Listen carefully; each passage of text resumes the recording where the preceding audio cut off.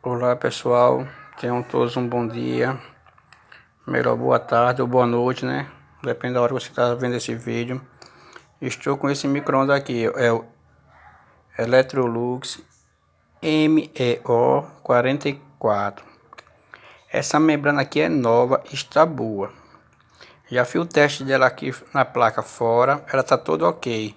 Mas quando coloca aqui no suporte da placa, ela fica com algumas teclas falhando. Eu confesso que eu não sei qual a solução. Deixa aí os comentários e uma curtida, um like de vocês. Desde já, obrigado.